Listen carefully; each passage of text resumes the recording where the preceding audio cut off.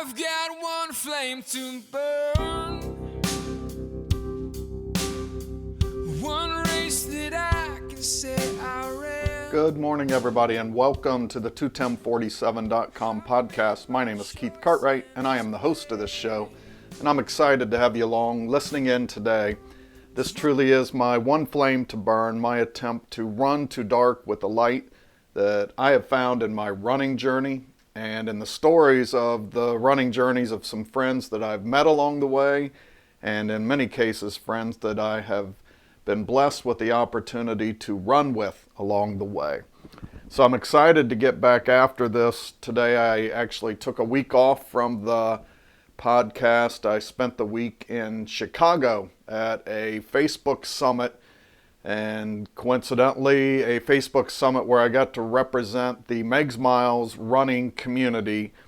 I think anybody that's a part of that community knows that it's really become much more than a running group, but an awful lot of runners in there, so I consider it really to be my running family. And at the summit, it became clear to me that, boy, there are just a lot of different people in this world that have come together through these various groups, people that have had opportunities to get to know and meet people that they never would have met otherwise through Facebook and different online formats and foundations for groups and communities. And so today, this podcast, I get to do an interview with a friend of mine, Julie Bravo, that, again, I never would have met Julie if it hadn't been for Facebook and this online community that's formed. And so it's pretty appropriate that my first podcast back is talking with her and really celebrating this whole idea of community, and especially online communities. Julie and I have had the chance to meet each other in person a couple of times at the Richmond Marathon, so I'm fortunate that our relationship does go beyond just this online presence. I've been drawn to Julie's story because last November, I ran my first full marathon, and Julie is coming to Richmond in November this year to run her first full marathon. And I think, I've talked about it, I've written about it, that there was just an awful lot that I got out of running that first marathon, a lot of life lessons. And so I've been sort of drawn to her story to really watch and observe what she goes through, what her experience might be, what she might ultimately learn about herself and others through this marathon journey. So I thought, well, how can I use this podcast to track her story, to share it with others? So Julie and I talked with her, and we're going to do at least a 3-part series about this running journey. We'll see where it goes. Maybe there'll be more opportunity for more. But I interviewed her today, part 1 of this series. This is the beginning. She's just starting this marathon training. So to touch base with her, to see sort of up front, on the front end of this thing, why, what led you to decide to tackle the full marathon. You're early in your training, so what are some things that are, you're already sensing about this journey, experiencing about this journey, and, kind of what do you see ahead? So without talking too much more about it, I'm going to get right over to my interview with Julie Bravo, and I hope you enjoy it. It was a fun interview to do, and just left me really excited about the rest of this series. So here we go, Julie Bravo. Well, I want to welcome Julie Bravo to the 21047.com podcast. So welcome, Julie. Thank you. How are you doing this morning? I am doing great. So one of the first questions I always ask folks on this show up to this point, since I'm always interviewing runners, is how did you get your start running? Okay. Well, I started running about 6 years ago. I was 36, and I was never an athletic person, ever. I struggled with my weight most of my life, up and down with my weight. I had kids, and finally at 36, I was in shape. I had lost all my baby weight. I was feeling good, but I was not athletic, and I kind of thought in the back of my mind, maybe there's something I can do just to get in better shape. And I had a friend, and nobody I knew ran, so I really never, ever thought about running. And I had a friend from high school on Facebook who was doing something where she was trying to run 40 half marathons before she turned 40. And she was posting about that, and that was the first time I ever really saw anyone posting about running. And it kind of intrigued me a little bit. And then a colleague at my office, he said he had ran a half marathon, and he didn't look like a runner to me at all, my typical runner image that I had. He was kind of a big guy, and I'm like, well, if he can run, I can run, because I'm very competitive, and I didn't really realize how competitive I was until I started running, but I'm competitive. So I just started running one day. I went outside, and I ran a little bit, and I liked it.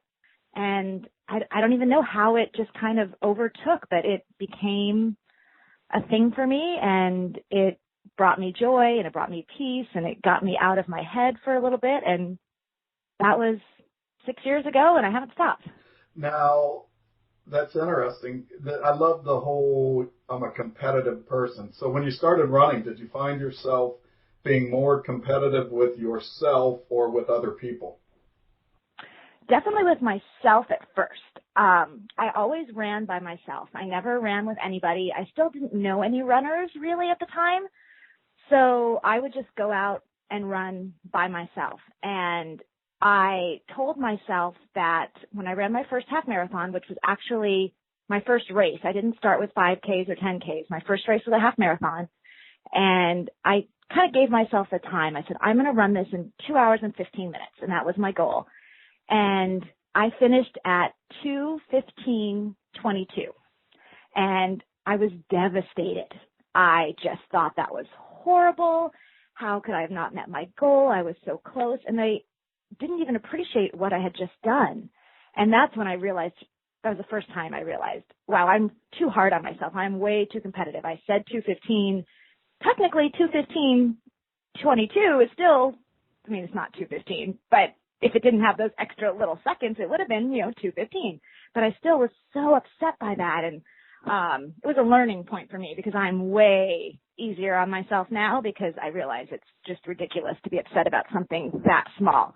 But at the time, it was a real big deal for me. And that was kind of the first time I realized that I was a competitive person. Then my husband started running, and then when he started running, I got competitive with him too.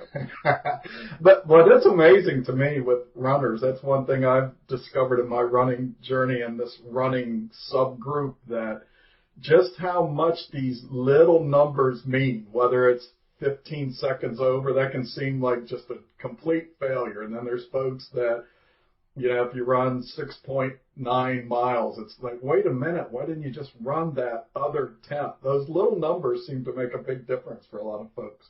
They do. I've realized as well that runners now that I finally feel comfortable after 6 years calling myself a runner, and that I spend so much time talking to other runners, and I've become active in a lot of running groups and met so many people, I realize that a lot of us are the same. We are very OCD in our ways Right. at times, and I definitely was one of those people that would run circles in my driveway when I first got my Garmin watch. When it was not quite at that mile marker, I'd run in circles, and my neighbors probably thought I was crazy, but I actually have let that go. I know some people, it's still their thing, and that's fine, but one thing that I found in running after these 6 years is that I finally been able to say that I'm proud of myself, and I look back on where I've come, and even though oftentimes I run a lot slower now than I used to, I'm proud of myself, and I see how strong I am.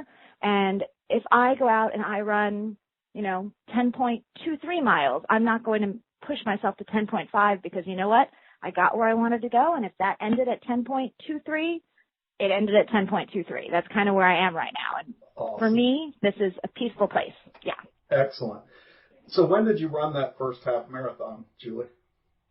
I ran that first half marathon in January of 2012. And so here we are, I guess, a little over 5 years later, and you and I are talking right now. One of the things that I'm interested in is you're currently training for your first marathon, right? Yes. Yes, I'm going to run the RVA in November, my first marathon. And I think this actually today or tomorrow, if I'm right, is coming up on the end of your first month of training. Yes, I literally, when we got on the phone, was 2 minutes after finishing my longest training run so far, 10 miles. And today is day 30 of my marathon. I'm following a training plan put forth by the official marathon training team. And today is day 30. And Julie and I were talking a little bit before we got on the phone here. She said she literally just finished this 10-mile run, and she's sweating and still huffing breath a little bit. So I appreciate that she really got into character for the interview. It's a tall task for other future interviewees to measure up to. So get out there and run and sweat. But I'm curious then, what got you to thinking about running a marathon, and then what sort of put you over the edge? What made you decide this is the year to do it? Okay. Well, I always said I am never running a marathon. I've said that from day one. It's one of those things, after you get married, people say, oh, when are you having a baby? You know, and after you have a baby, oh, when are you going to have another baby? I found that as soon as you run a half marathon, people ask you, when are you running a full marathon? And for me, I've run 21 or 22 half marathons, and I've never wanted to run a marathon. The training seems outrageous to me. The time you have to put into it, the distance is overwhelming. I've never personally ran more than 14 miles, so I'm terrified of the 20-mile runs. I'm terrified of the 16-mile run I have coming up in a couple months. But I have found through my running and the people that I have met, runners are the most supportive people. I mean, no one would judge me if I don't run a marathon. I'm not, oh, you're not in our club. You know, no one ever makes people feel like that. But people are so supportive of you, and they, you know, want to see you succeed and want to see you continue to push yourself. And you know, you and I are both supportive of the Meg's Miles group, and we run for Meg. And when I was at the Richmond Half Marathon last year, at one of the dinners over that weekend, one of our good friends, Lachelle, she kind of gave me a hug and whispered in my ear, next year is your year, and you're going to do this. And it was just so soft-spoken, and her little southern accent, which I cannot even do because I'm from California. But the way she said that, it just was, yeah, you know, there was no question. I felt it. And I've always said I'm never, ever running a marathon. I have no desire. I work full-time. I have 3 kids. My husband works nights, so how am I going to run when he's at work, and who's going to watch our kids, and this and that, and all these excuses. But when she said that, I was like, yeah, I am. And I literally, my husband and I both signed up for the marathon, I think, from our hotel room in Richmond. We didn't even wait till we got home to sign up for it. We said, yep, it's happening. He kind of joined. He's like, if you're doing it, I'm doing it. That's kind of what he does. And, yeah, from then on, it was never a question. It's just happening. Lachelle has a little bit of an indirect, well, it's more direct than indirect influence on actually me running my first marathon too. So Lachelle's got a nice little collection of first-time marathoners that she's putting together there. And so you talked about your husband, Andre. He's running it as well then. He is. He is going to run with me. It'll be his first. And so are the two of you going to run this thing together, or just go out and see what happens? How's that going to work out? I'm not really sure. I asked Andres, my husband, the other day, knowing I was going to speak with you. I said, I wonder if Keith might ask me what made you start running. You know, so why'd you start running? And I always thought it was because I ran. Like, he saw me running and saw me getting these medals and thought he would do it. And he's like, I don't know. I just one day felt like running. He doesn't really have that reason. He doesn't really know. There was no moment for him. He just kind of started running. He started running after I did. And at first, I was faster than he was. We never ran together. And he would always start faster than me when we would run half marathons. And mile 11 or 12, I would catch up with him, and he'd be walking or slowing down. And I was just a steady runner. I would run my even pace the whole time, and I would just catch up and I would pass him. And it was always that's when I realized I was competitive with him as well, because I always was happy when I would pass him. And I'd say hi and, and I'd be like, yes. Do a little dance and started faster. Celebrate. Yeah. So I'd always go faster than him. But actually 2 years ago when we were in Richmond, that was the first time that he ran faster than I did. And I was kind of mad at first. I was looking for him around the finish line. I was looking around and called him. He's like, oh, I'm over here. And I'm like, oh, when did you finish? And he had finished before me. I was like, holy mackerel. I didn't expect that. And I was a little jealous because my thing was over where I could always say I was faster than him. And right. Since then, he's about 10 to 20 minutes faster now on a half marathon than me. He's really picked up his speed, and we don't run together. We have different work schedules. I usually work during the day, and he usually works in the evening. So I either run really early in the morning or later in the day, and he likes to run mid-morning before he goes to work. So we don't run together, and he's not following a training plan. He says he's going to run the marathon, and I have no doubt that he will do it and he will succeed. But I mentioned to him, hey, I'm going out for a 10-mile run this morning. You want to go? And he said, no, have fun. So he'll run his race and I'll run mine. And I love that. That's going to be fun to follow. Yeah. And so last week on Facebook, you and I are Facebook friends, so I know one day last week you had your daughter in the office. It was bring your kid to work day. It looked like you all had a cool day. And then I know you all went to the beach yesterday. So it's really obvious that being mom is a role you really embrace. And, with Andreas, I just get the picture you all are a tight family. And I'm curious, when it comes to running, what in running helps you be a mom? What in running maybe gives you some lessons to try to pass on to your kids? I'm just curious about that piece of it. Okay, sure. Yeah, we have 3 kids. We have a 14-year-old and 12-year-old son and 2 sons and an 8-year-old daughter. And part of the reason that I think I fell into running when I was 36, about 6 years ago, also was I was having what I call an early midlife crisis, and not midlife because I was not at my midlife at 36, I hope. So it was an early midlife crisis. But I kind of got to the point where I felt that my kids weren't needing me as much as they used to. My daughter at that point was 2, and I was done with the baby stage. I was done with my little kids needing me all the time. They were becoming more independent little people. And I didn't really know what to do with myself. So running at that time helped me just find myself and give me some time to think about my life and what I wanted to do. And I was kind of finding myself. And so it made me a stronger person. And I think my kids see that. When I go out for a run, they know that mom's going out and she's going to have her time and she's going to come back generally with a smile on my face. Running generally makes me happy. It lets me let go of the day, let go of my stresses. And I generally come home from a run happier. And they see that and they support that. I've tried to get them to go running with me, and they're not interested at all. I ask them all the time, hey, you want to go for a run with me? No, have fun. Go, Mom. See you later. And they're old enough to stay home now, so it's great. It allows me to, go have that time. And, I'll say, okay, I'll be home in an hour. And they hang out, and they usually say to me, I kind of ask them, I say, are you proud of me? I just ran 6 miles. I kind of put the words in their mouth. Right. But then they always say, yeah, Mom, we're really proud of you. Right. And, I think it's good. I think it's important for them to see me being healthy and going out and doing something that makes me happy and makes me strong, and that's good for me. And it just makes me a better mom. I know it does. Yeah. Well, I'm sitting here kind of laughing inside because I am much closer and maybe even over the edge of middle age. I'm, in my early 50s. But I started the dad thing late, and I think that's a lot of my motivation for running as well. It's probably more health related that, man, anything I can do to increase my chances of being around for these guys. But you made me laugh inside there a little bit, because I know if I were to ask my guys, hey, what does Dad look like when he comes home from a run?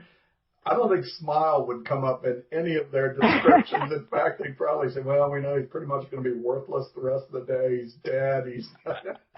So it's kind of funny. But I absolutely agree. I think they see that strength And especially as my two guys start to get into sports, there's many times when I bring it up. And in fact, my oldest, I wrote about this earlier this week. He was thinking about going out for the swim team, and so I was just kind of casual about it. We don't push him into anything. But then he made the statement that, well, I'm not sure I want to be on the swim team because I'm afraid I'll finish last, and that would kind of be embarrassing. And right then and there, I knew I've got to pressure him into being on that team, because that's kind of what running has taught me, is that the secret to running for me has always been just about overcoming the obstacles, whether it's my mental hurdles, whether it's the heat, whatever it is. Running to me is always just an exercise in overcoming adversity. And so there's a lot of times when they will verbalize fears with, whether it be school or sports, that I now have a story that I can share with them, because that's what running has been for me. And I'm always running against people that are faster than me. I'm always running distances that are further than I really should be able to run. But, I do it. And that's kind of it's given me a good example to them, even if they don't verbalize, hey, Dad, that's a great example. I get to share it with them, and I know they see it. Exactly. They live what they learn. And I think even if, my kids aren't running right now with me, I did sign them all up for a 5K in a couple months that we're going to do together. And I'm excited about that. Now, are they aware of this?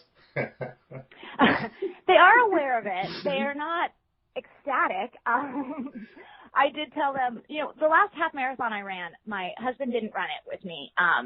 But he brought the kids down generally, we don't always bring the kids with us. It's the half marathons start early. Right. We let them sleep. We go. We say, hey, we're leaving. We'll be back in a few hours.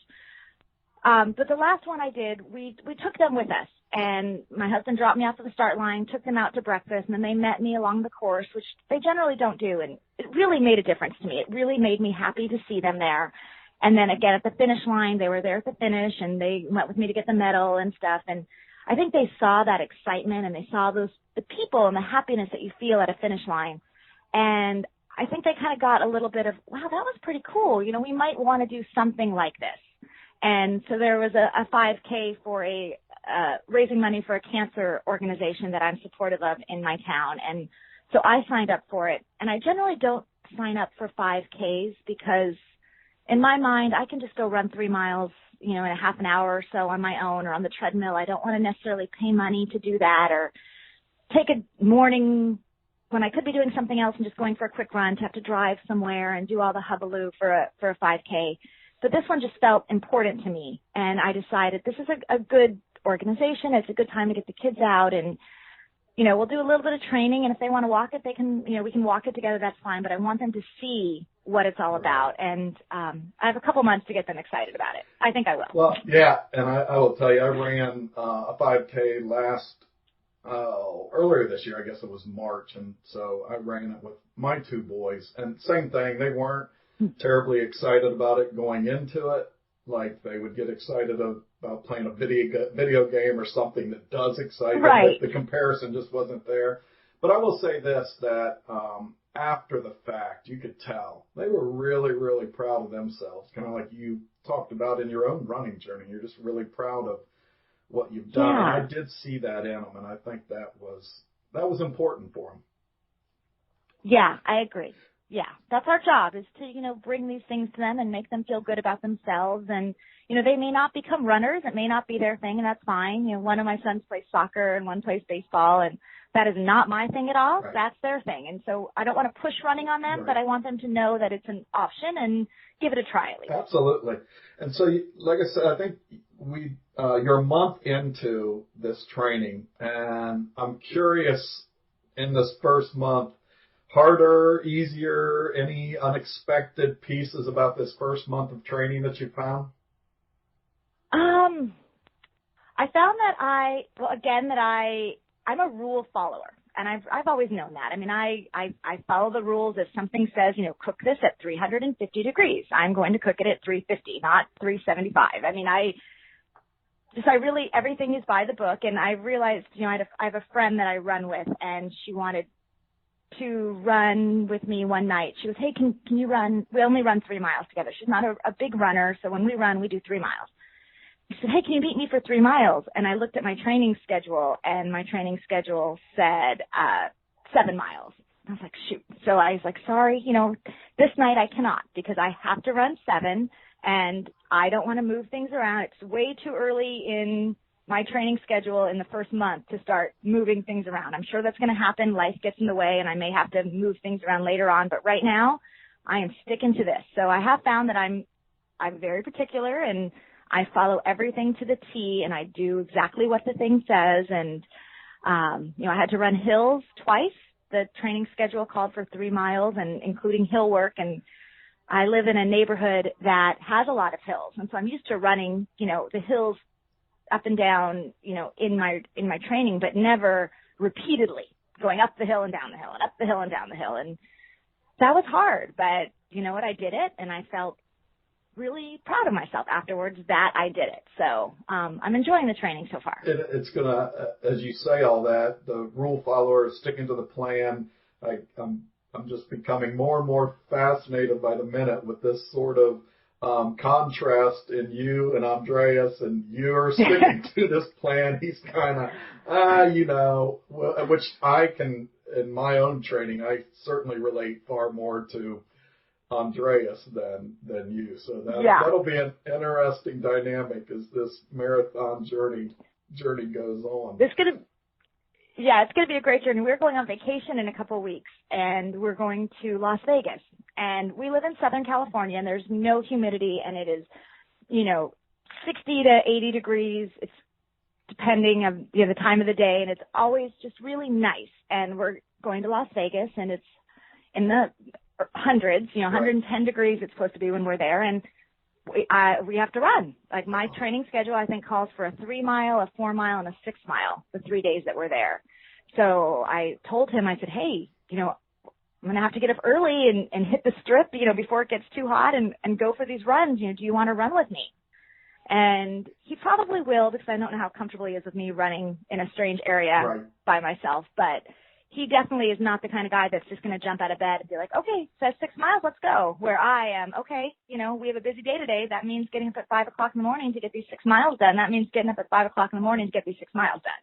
And it'll be interesting to see how that plays out. So I'll have to let you know. I'm committed. I will be looking forward to that on a couple of fronts now. One, again, I'll be loving the Andreas angle in this. But last summer, right about the same time, it was at some point in July, I had to go to Las Vegas for a conference, and I was in the middle of training myself, or at least I was pointing to races. I didn't have a calendar in front of me that said, okay, 6 this, 3, but I knew I couldn't be there all week without running. But every day it was, I think the lowest high temperature in the 5 days I was there was 115. And so I remember talking with Katie at one point, and so she said, well, what's that like to run in? I said, are you out of your mind? I am not running in this heat. And she said, well, everybody always says it's kind of a dry heat. And I remember telling her that an oven is dry heat too.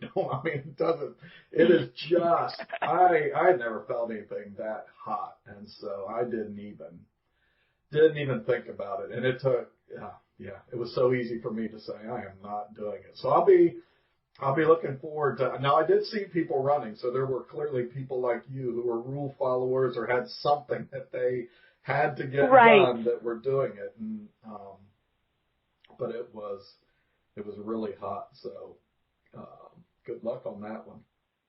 Thank you. We'll see. I'm committed. I have no problem getting up early when I need to. I love my snooze button. If I don't have to get up, I will hit snooze. But if I really know I have to get up and do this, then I will get up and do it. So. Yeah, well, that was the thing. I mean, I'm an early bird, so there were many mornings I was out, taking a walk on the street just for the heck of it at 5:30 in the morning, and it was just as hot as it was at that time in the morning. Just floored me. It's like there's not even a sun up, and it can still be this hot. So, but I have a feeling you'll get it done, though. I hear it in your voice.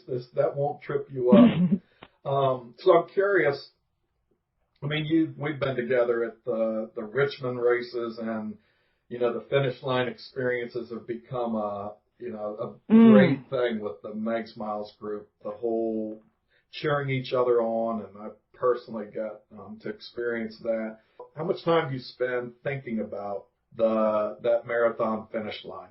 Oh gosh. Well, last year I stayed at the finish line until the very last. I saw you finish, which was amazing. I mean, I didn't run down to the actual finish line where you had so many people, running down and finishing with you and hugging you. And it was so emotional. I kind of stayed back a bit and watched from a distance, but watching that was amazing. And then staying until the very last person finished that race, and they took down, the race clock. And, I don't know who that person was, but we all stayed, and it was probably one of the most meaningful days of my life, being there and doing that. And I knew that if I was going to run a marathon, I would want to run it there because the people are so supportive. So I'm so looking forward to this happening.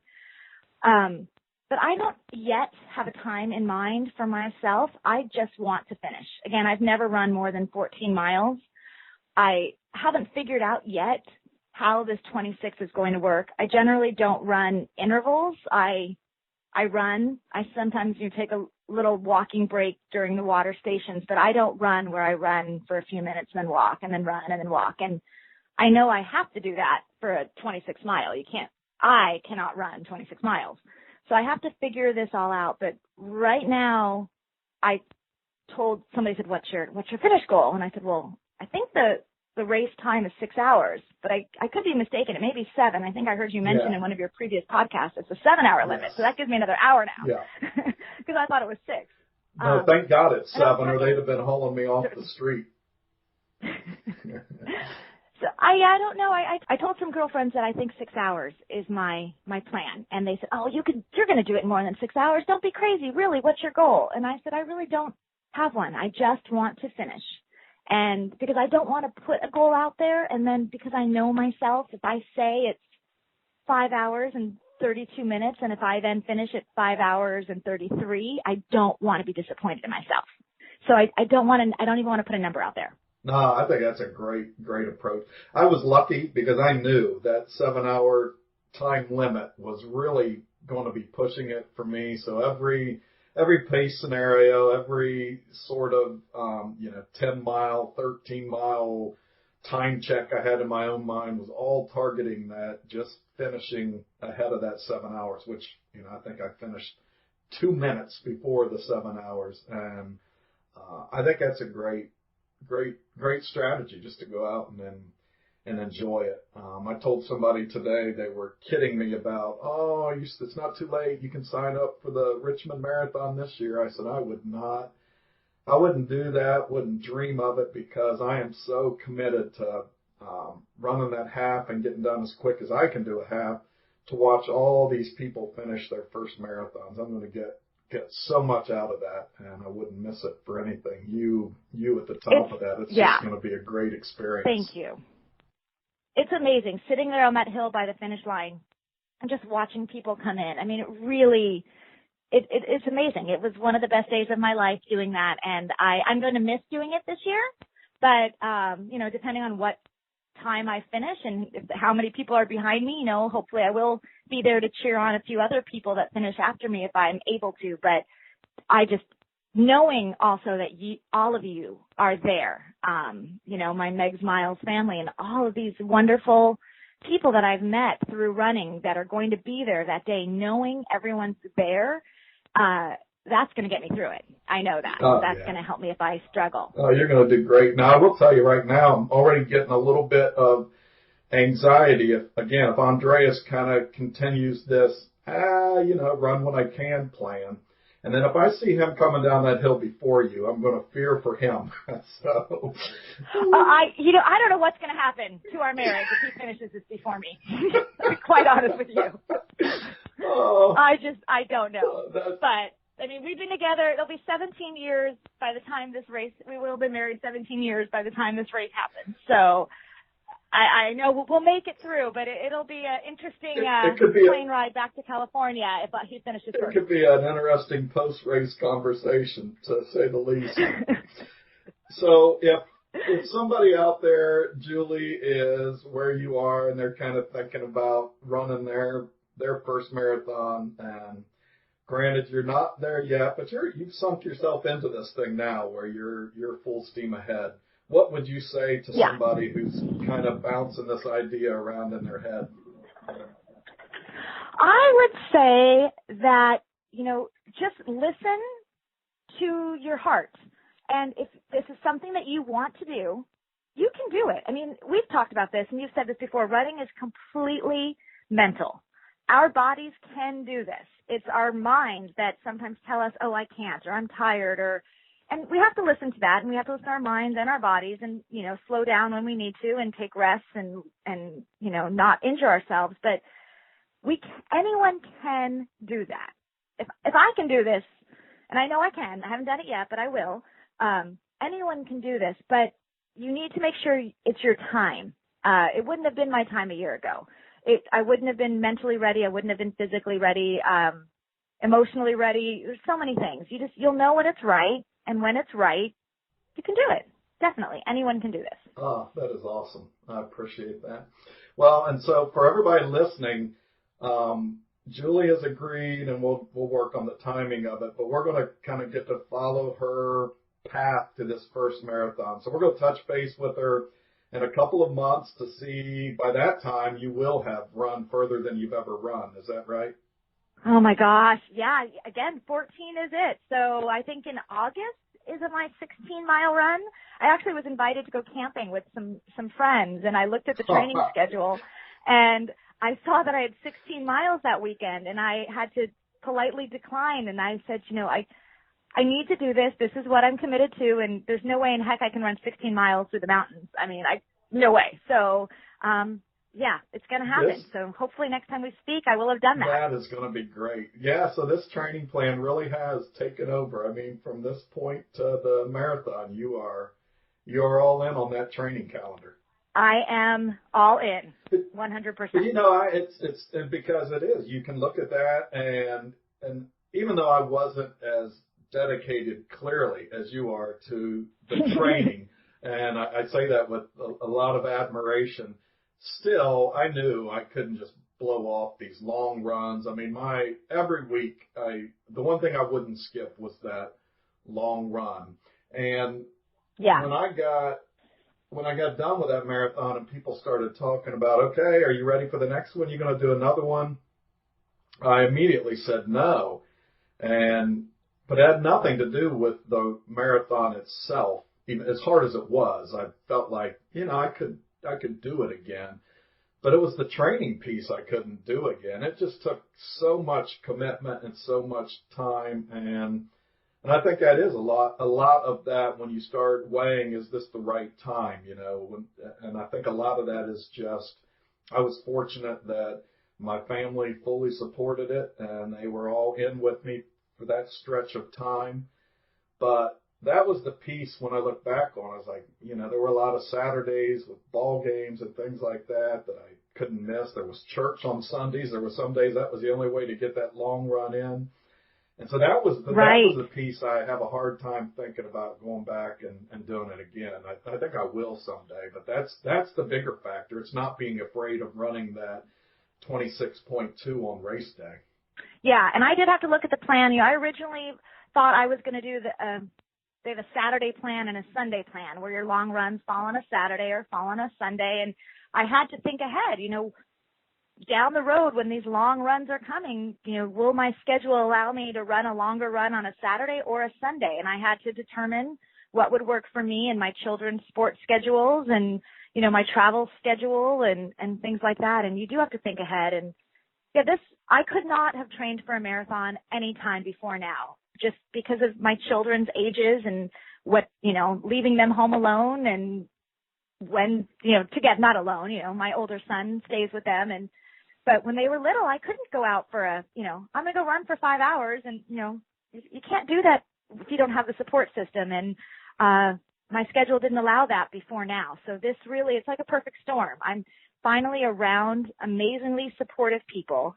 I scroll through Facebook. Facebook is just the most amazing thing, I feel, because I would have never met you. I would have never heard Meg's story. I would have never met, honestly, hundreds of people that I'm now connected with that I love and that I want to cheer on, and they inspire me, and I hope that I inspire them in some way. And, I scroll through Facebook and I see all these people running and all these people doing these wonderful things. And, I didn't have this 3, 4, 5 years ago. And I definitely wouldn't be the runner I am today without all these people around me. So this is my time. No, I feel it. And we're lucky to have the chance to follow it. And yeah, I mean, to your point, I'm sitting here while you're talking, thinking, I don't think I've interviewed anybody as a part of this project who I knew before. I think I've met every one of them on Facebook, almost all of them through That's amazing. through the Meg Smiles group. But I've been so inspired by their stories, like, again, following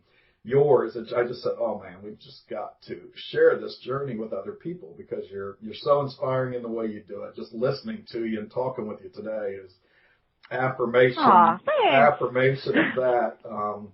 And so, yeah, we look forward. We're going to touch base with Julie again in August to see how it's going. And then hopefully after the marathon in November, we'll get a chance to talk. Now, she may be a little upset, again, if Andreas finishes her. The timing of that may be up in the air. But if Andreas finishes behind you, then maybe we'll do a little joint interview with you both. But oh, great. And, in the back of my mind, I've always known, again, I said I'm competitive. So in the back of my mind, I've always known I really do want to finish this marathon before him, because of the fact that I'm training, and so far he is not. But now that I've said it out loud, I've realized, oh yeah, like this is important. This is on. It's now that I verbalized it, it's out there, and it's true. I really am competitive with him, and he's not at all with me, which is funny. I mean, he's thrilled with his times, but he doesn't care. He doesn't write down his times. I have a book with all my times, and and he's just like, yeah, whatever. I run a half marathon in under 2 hours, blah, blah, blah. And I haven't made that goal yet, and he could care less that he can do that. It's just natural with him, but yeah, I'm competitive. I have a funny feeling that, and it may be deep down inside, but I think there may be a little competitiveness in him somewhere there. But you're right. Probably there is. He just holds it back better than I do. He may be secretly following a training plan that you don't know of. He's got a coach and a real hard training plan, and he just wants you to think he's a little more nonchalant about it. But it's going to be fun to. I wouldn't put that past him. It's going to be fun to follow you both. So, Julie, thank you so much for taking the time to do this. I know you had a busy weekend, and so I am grateful that you came on. And I know once folks listen to this, we're all going to be counting down and following you, number one, encouraging you, and then waiting until August to touch base again and see how things are going. Well, thank you. This is giving me a little bit more motivation, too, to keep up with it. It's exciting, and I feel good. And see, now I'm going to go home. I left this morning. My kids were still asleep for my 10-mile run, and I feel awesome after my run and after just speaking with you. And I'm now going to be a better mom and person today. There you go. For having done this morning. There you go. Well, thank you. And you have an awesome day. And give Andreas my best. Tell him I'm equally intrigued by his training as well. So it'll be fun. I will. His lack of training, or his secret training, whatever he says. So yes, I will share that with him. All right. You have a great day, both of you. Have a good family day. Thanks, Julie. See ya. So I hope you all enjoyed that as much as I did. Like I said, Julie and I had never talked much before, really. So this phone conversation was one of our most in-depth conversations ever. And, it was just enjoyable to me. I really love her spirit, really love her attitude about this first marathon. I am so excited to be a part of this journey, both online through our conversations, this podcast, but more importantly, I will be standing at the finish line of that November race when she brings to the finish line this sort of dream and goal that she has. I think if you listen to the podcast, there's no question. She is passionate. She is on a mission to finish this thing and to do it well. And poor Andreas, I hope you're keeping up, brother, because she's clearly got a little competitive fire when it comes to the marriage challenge in this race. So that'll be fun to follow. So I hope you enjoyed it. If you have any comments, you can leave them. Go to my website, 2tim47.com, TWOTIM47.com. Go to the podcast link, and at the bottom of the page, you can see some resources where you can connect with this podcast. You can subscribe to it on iTunes and Podbean. And then there's my a phone number where you can call and leave some comments, suggestions about this podcast. There's also my email. You can contact me through Facebook. Always love hearing feedback. Several of the guests that I've interviewed have come as part of suggestions from others, folks that they would like to hear or topics they would like to have discussed. So I love that. Any suggestions on making it better, I'm always up for that, because in the end, it's the folks that are listening that I want to get something out of it. And certainly if you can point me in a direction to help you do that better, I am all in. So it's 4th of July weekend when you're listening to this. So be safe out there. Have a great start to the summer. You know, my prayers to you that this is a safe, fulfilling, and for my running friends, a run-filled summer out there. I've lamented over and over to anyone who will listen. The heat and humidity has kicked in full force here in Virginia. So be safe out there. Be smart. Take lots of water. Take lots of breaks. Walk if you need to. And until next time, thanks for joining in, and it's good to be back doing this. Have a great day. Can't stop now. Look how far I've come. I won't quit here, despite the